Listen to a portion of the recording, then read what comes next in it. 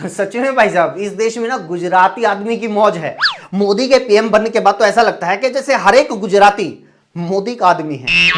Gujarat lobby इतनी strong है हमारे देश में कि अगर आपके पास कोई रैंडम आदमी कॉल करके पूछ ले केम छो, तो ऐसा लगता है सीधे पीएम ऑफिस से फोन आया है। देखिए, इसमें जलने की जरूरत नहीं है। हर एक स्टेट की अपनी खासियत होती है और वहां के लोगों की अपनी अपनी सोच होती है। जैसे गुजरात का आदमी कभी छोटा नहीं सोचता, वो बड़ा सोचता है तो बड़ा बनता भी है। जैसे धीरू भाई अंबानी एक पेट्रोल पंप के ऊपर नौकरी करते थे, फिर उन्होंने बड़ा सोचा कि अब नौकरी नहीं करनी, कुछ बड़ा करना है। आज रिलायंस हम सबके सामने है। नरेंद्र भाई मोदी रेलवे स्टेशन के ऊपर चाय बेचते थे, फिर उन्होंने बड़ा सोचा कि चाय नहीं, अब कुछ बड़ा बेचना है।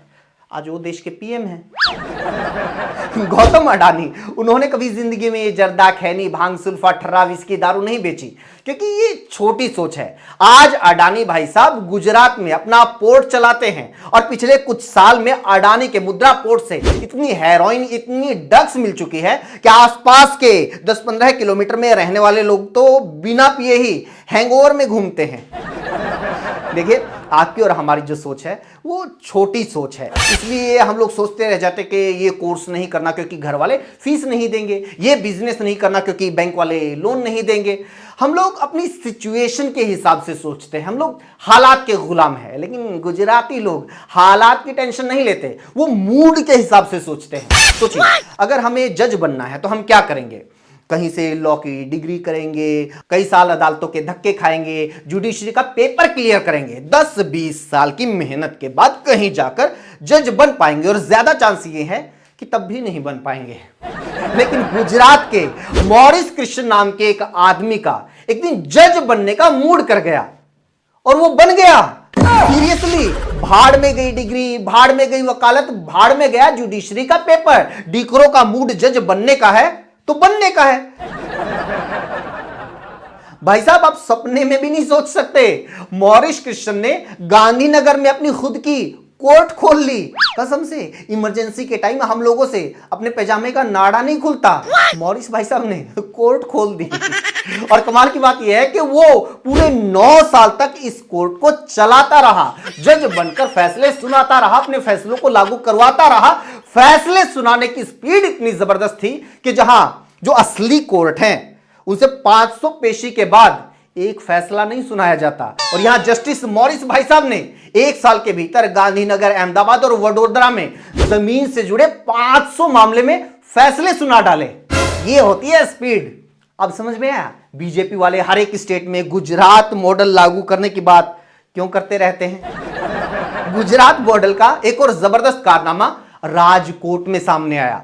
यहां पता चला कि 6 साल से यहां एक फर्जी स्कूल चल रहा है। जी, 6 साल से। यह गुजरात का मॉडल है, जहां से खबर आती है कि 6 साल से 10वीं क्लास तक का फर्जी स्कूल चलता रहा, बिना किसी मान्यता, बिना किसी प्रमाण पत्र के। गुजरात से खबर आती है कि नीरव मोदी 13,500 करोड़, मेहुल चौकसी 7,000 करोड़, संदेशरा बंधु 14,500 करोड़ रुपए लेकर देश से फरार हो गए। और दूसरे राज्यों से खबर आती है कि 50,000 के लोन के चक्कर में किसान ने आत्महत्या कर ली। अरे वैसे दूसरे जो स्टेट हैं उनकी ज्यादा से ज्यादा क्या परेशानी है? जेब कतरे, स्नेचर, चोर, और उससे ज्यादा होगा तो किसी ने पुलिस वाला बनकर लूट लिया। लेकिन गुजरात का टैलेंट देखो, हमारे स्टेट में इतने टोटल क्लर्क नहीं मिलेंगे जितने लोग गुजरात में ईडी और पीएमओ के अधिकारी बने घूम रहे हैं। किरण भाई पटेल याद है यार, ये आदमी कश्मीर चला गया, वहां जाकर बोला कि मैं पीएमओ का आदमी हूं। और कमाल की बात यह है कि ये कश्मीर में सब लोगों ने बात मान भी ली, क्योंकि गुजराती डीकरो है, क्या ही झूठ बोलेगा। किरण पटेल 4 महीने तक पीएमओ का अधिकारी बनकर वहां 5 स्टार होटल्स में मजे लूटता रहा, फुल सिक्योरिटी और फुल एटीट्यूड में, सेंसिटिव बॉर्डर एरिया में रील बनाता रहा, अधिकारियों की क्लास रहता रहा। तू टेबल पे कपड़ा मार, तू फैन ऑन कर। सच में नकली अधिकारी बनकर यहां असली मालिक होते हुए आज तक इतनी हिम्मत नहीं हुई कि काम वाली बाई को बोल दे कि आंटी चटाई के नीचे भी पोछा मार दिया करो। कुल मिलाकर बात यह है दोस्तों, बैंक स्कैम, डिजिटल स्कैम, ठगी, ये सिर्फ गुजरात में नहीं पूरे देश में आम बात हो गई है। लेकिन गुजरात का जिक्र इसलिए स्पेशल हो जाता है क्योंकि यह हमारे पीएम मोदी का स्टेट है। इसी गुजरात के विकास के मॉडल को दिखाकर मोदी देश के पीएम बने और अब जिन जिन राज्यों में बीजेपी की सरकारें हैं वहां लगभग हर एक भाजपा यही कहता हुआ मिलेगा कि हम इस राज्य में भी गुजरात मॉडल को लागू करेंगे। इसलिए इस मॉडल की सच्चाई पूरे देश को पता चलनी चाहिए, क्योंकि सच्चाई यह है कि गुजरात में विकास की कोई ऐसी आदर्श स्थिति नहीं है कि बाकी राज्य उसे अपना रोल मॉडल मानकर फॉलो करें।